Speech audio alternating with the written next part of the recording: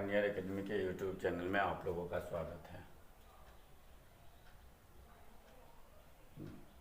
Back YouTube पे हम लोग तत्वों के निष्कर्षण एवं प्रकरण इसके कुछ पॉइंट पढ़ चुके हैं।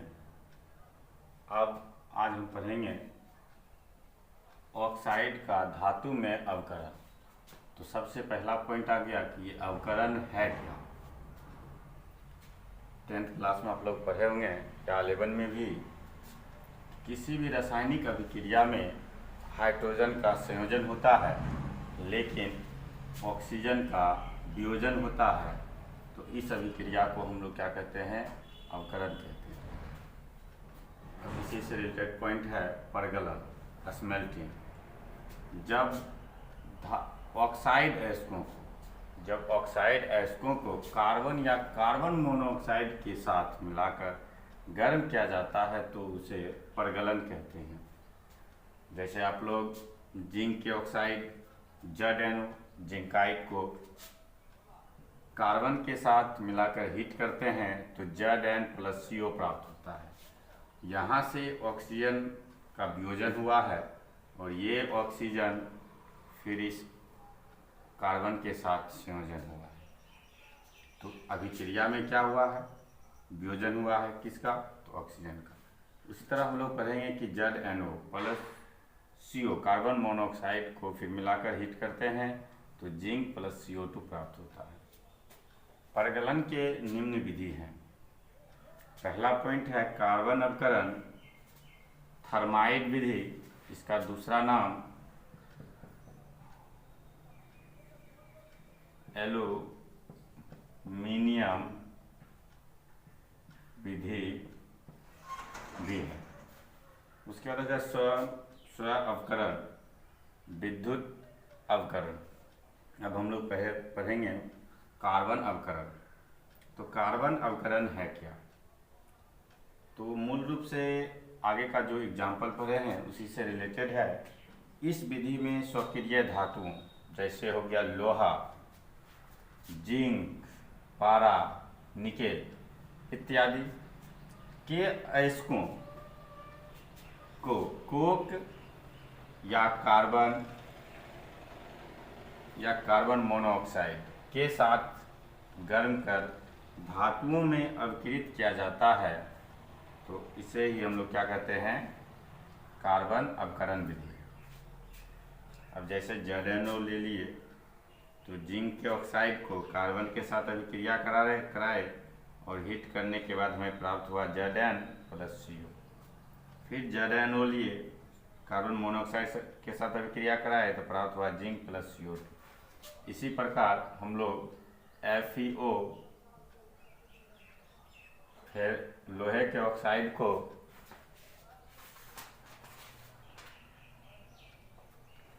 कार्बन मोनोऑक्साइड से अभिक्रिया कराएंगे तो प्राप्त होगा Fe+CO2। फिर आगे का पॉइंट है थर्माइड विधि। थर्माइड विधि या एल्यूमीनियम विधि। इससे ये पता चलता है कि एल्यूमीनियम विधि है क्या। तो इस विधि में जैसे हम लोग कार्बन अवकरण में पढ़ लिए कि कुछ धातु लोहा, जिंक, पारा, निकेल को कार्बन या कार्बन मोनोऑक्साइड के साथ गर्म कर धातुओं में अवकृत कर लिए, लेकिन इस विधि में कुछ ऐसे अयस्कों होते हैं जिसको आप कार्बन या कार्बन मोनोऑक्साइड के साथ गर्म कर अवकृत नहीं कर सकते हैं। तो थर्माइड विधि में हम लोग यूज करते हैं एल्युमिनियम के पाउडर। तो आगे का पॉइंट है थर्माइड विधि।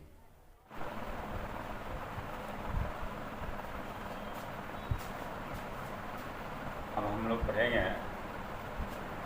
थर्माइड विधि। थर्माइड विधि या एल्यूमीनियम विधि परगलन के निम्न विधि थे, जिसमें हम लोग 4 विधि में कार्बन अवकरण विधि, थर्माइड विधि, स्व अवकरण विधि, विद्युत अवकरण विधि। अब हम लोग दूसरा पॉइंट है थर्माइड विधि या एल्यूमीनियम विधि। क्रोमियम के ऑक्साइड या मैंगनीज के ऑक्साइड, इस प्रकार के जो ऑक्साइड अयस्क हैं जिसमें जैसे हो गया क्रोमियम, मैंगनीज का अवकरण कार्बन अवकरण विधि द्वारा नहीं किया जाता है, अर्थात हम लोग कार्बन या कार्बन मोनोऑक्साइड के साथ गर्म कर धातु से अलग ऑक्साइड नहीं कर सकते हैं। ऐसे ऑक्साइड अयस्कों को एल्युमिनियम पाउडर द्वारा अभिक्रित किया जाता है, अर्थात कार्बन या कार्बन मोनोऑक्साइड मिलाकर हम लोग अभिक्रित नहीं कर सकते हैं, लेकिन कार्बन या कार्बन मोनोऑक्साइड के जगह अगर हम लोग एल्युमिनियम को मिला देते हैं तो ये अभिक्रित हो जाते हैं। जैसे chromium oxide Cr2O3 plus aluminium दोनों के मिश्रण के हीट कर रहे हैं तो क्रोमियम धातु अलग प्राप्त हो जाते हैं और यहाँ प्राप्त हो जाते हैं एल्यूमिना Al2O3। उसी प्रकार मैंगनीज के ऑक्साइड को एल्युमिनियम से अभिक्रित करते हैं तो मैंगनीज प्लस एल्यूमिना प्राप्त होता है।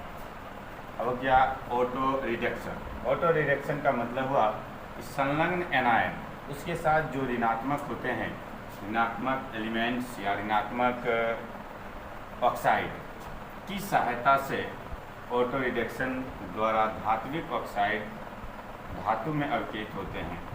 इस प्रकार के विधि में हम लोग पीबी, सीसा, पारा, कॉपर के सल्फाइड अयस्कों के अवकरण में किया जाता है, अर्थात HgS सिनेबार, पारा का अयस्क क्या है HgS सिनेबार को हम लोग ऋणात्मक अर्थात O2 ऑक्सीजन, ये ऋणात्मक परमाणु होते हैं क्योंकि इस पर ऋण आयन उपस्थित रहते हैं, संलग्न करके अगर हीट करते हैं तो हमें पारा अर्थात अलग धातु प्राप्त हो गया और बना लिया SO2। उसी प्रकार HgO म्यूकरस ऑक्साइड या पारा ऑक्साइड को जब हम लोग हीट करते हैं तो पारा प्लस O2 प्राप्त होता है। अब आगे का विधि है विद्युत अवकरण विधि। विद्युत अवकरण विधि में हम लोग विद्युत अवकरण इलेक्ट्रोलाइटिक रिडक्शन में उच्च वैद्युत धनात्मक धातुओं जैसे सोडियम, एल्युमिनियम का निष्कर्षण इनके अयस्कों को द्रवित अवस्था का वैद्युत अपघटन कर दिया जाता है।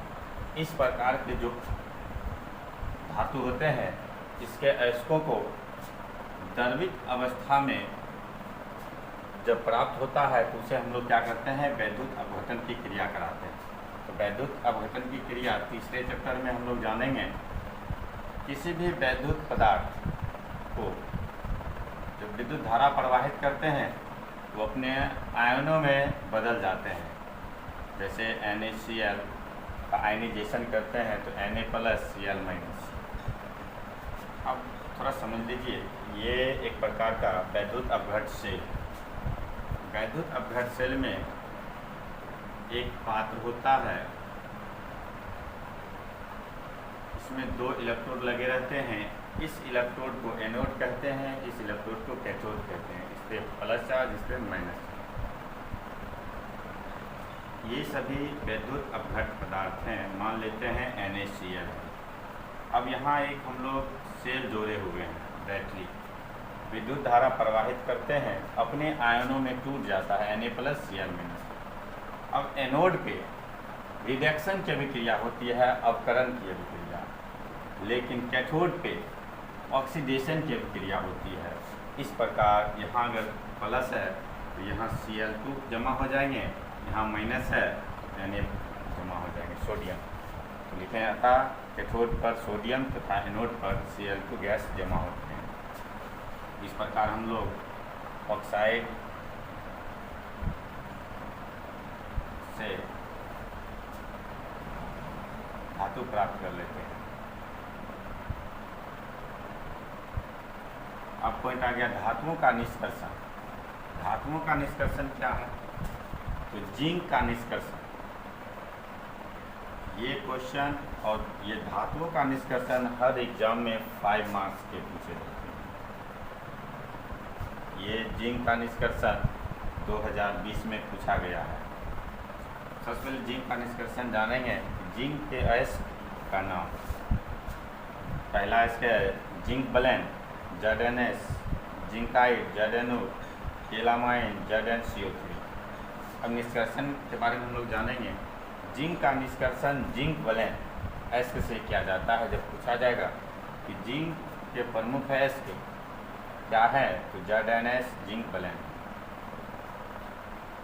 सर्वप्रथम इस अयस्क को फेन उत्प्लावन विधि द्वारा सांद्रण किया जाता है। आपको पहले भी बता चुके हैं कि सल्फाइड अयस्कों का सांद्रण फेन उत्प्लावन विधि द्वारा किया जाता है। फिर सांद्रित अयस्क का भर्जन किया जाता है। आपको बताए थे कि भर्जन या जारण अयस्क को वायु की उपस्थिति में गर्म करने की प्रक्रिया को भर्जन या जारण कहते हैं। और एक और पॉइंट बताए थे निस्तापन। अयस्कों को वायु की अनुपस्थिति में गर्म करने की प्रक्रिया को निस्तापन कहते हैं। भर्जन के फलस्वरूप ऑक्साइड अयस्क प्राप्त होता है। आपको पहले जैसे रिएक्शन आप लोग जानेंगे कि सबसे पहला रिएक्शन कि ZnS जिंक ब्लेन लिए इसको O2 के साथ अभिक्रिया कराते हैं, हीट करते हैं तो ZnO प्लस SO2 प्राप्त होता है।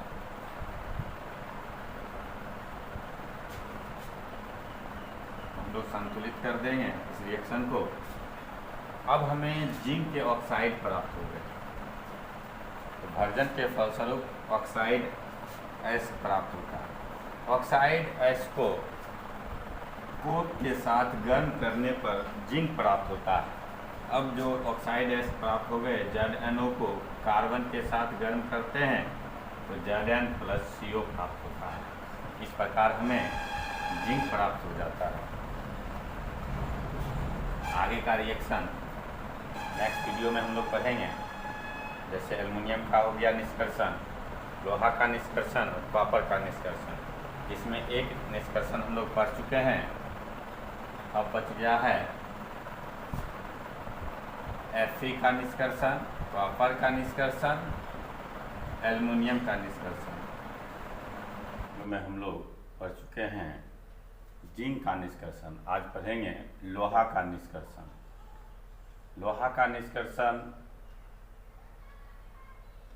पढ़ने से पहले हम लोग लोहा के प्रमुख अयस्क या अयस्क का नाम जानेंगे।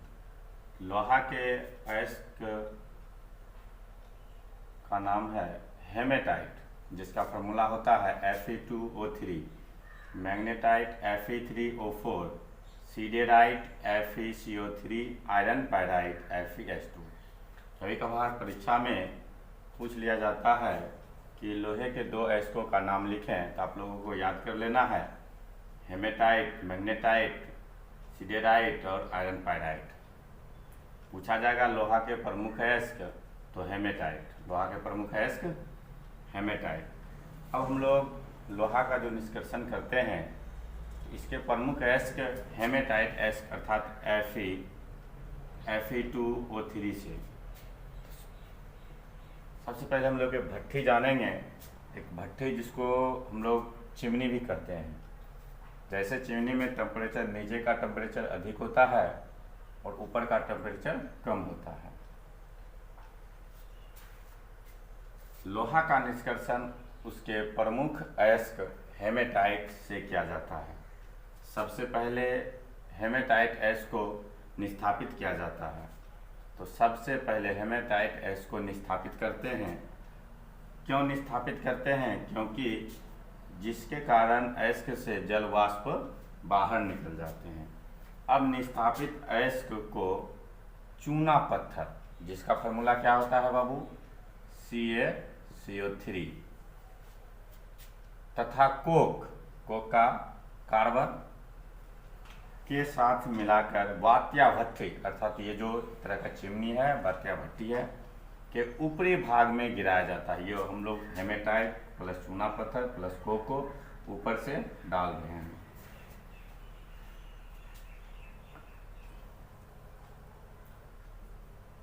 कोक के जलने से CO प्राप्त होता है। आप लोग जानते हैं, अगर इसमें हम लोग चूना पत्थर, हेमेटाइट और कोक को या कोयले को डालते हैं चिमनी में तो डायरेक्ट नीचे आएगा। नीचे आने के बाद जब कोक जलता है तो जलने के बाद क्या होता है, कार्बन CO2 गैस या कार्बन मोनोऑक्साइड गैस उत्पन्न होता है। तो कार्बन मोनोऑक्साइड गैस उत्पन्न होगा जो ऊपर की ओर बाहर निकलना चाहता है। तो कोक के जलने से CO प्राप्त होता है, कार्बन मोनोऑक्साइड प्राप्त होता है। भट्ठी के ऊपरी भाग में, अर्थात ये जो भट्ठी के जो ऊपर का भाग है, यहाँ का भाग, यहाँ CO कार्बन मोनोऑक्साइड ही अवकारक का कार्य करता है,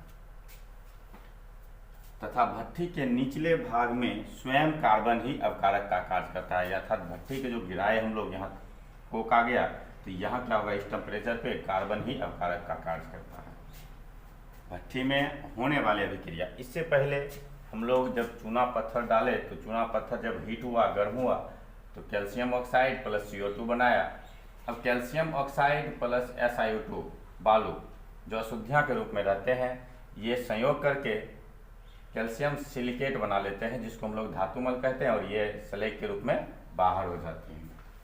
अब रहा भट्ठी में होने वाली अभिक्रिया, ऊपरी भाग में हम लोग हेमेटाइट लिए, हेमेटाइट S को कार्बन मोनोऑक्साइड से अभिक्रिया कराए तो मैग्नेटाइट प्लस CO2 बना।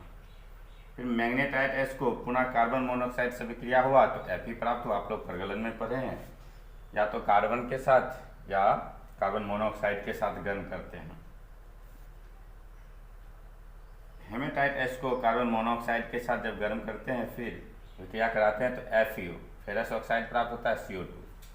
ये भट्ठी के ऊपरी भाग में होने वाली अभिक्रिया है ये तीनों। अब रहा निचले भाग में, तो ये फेरस ऑक्साइड प्लस कार्बन, क्योंकि आप जानते हैं कि भट्ठी के निचले भाग में स्वयं कार्बन ही अवकारक का कार्य करता है तो Fe प्राप्त होता है। इस प्रकार जो ये Fe प्राप्त हुआ ये गलित अवस्था में होते हैं। इस प्रकार निचले भाग में गलित लोहा भट्ठी के पेंदी तक पहुंच जाता है। ये सभी जो सीन दिख रहा है ये सब क्या है, गलित लोहा है, और इसे हम लोग फिर निकाल लेते हैं। फिर निकालने के बाद इसे हम लोग अलग अलग रूप में ढाल देते हैं। अब आ जाता है कि इसके भी 3 रूप होते हैं, लोहे के 3 प्रकार। एक होता है पिटवा लोहा, दूसरा होता है ढालवा लोहा, और तीसरा होता है इस्पात। लोहा का सूत्रम रूप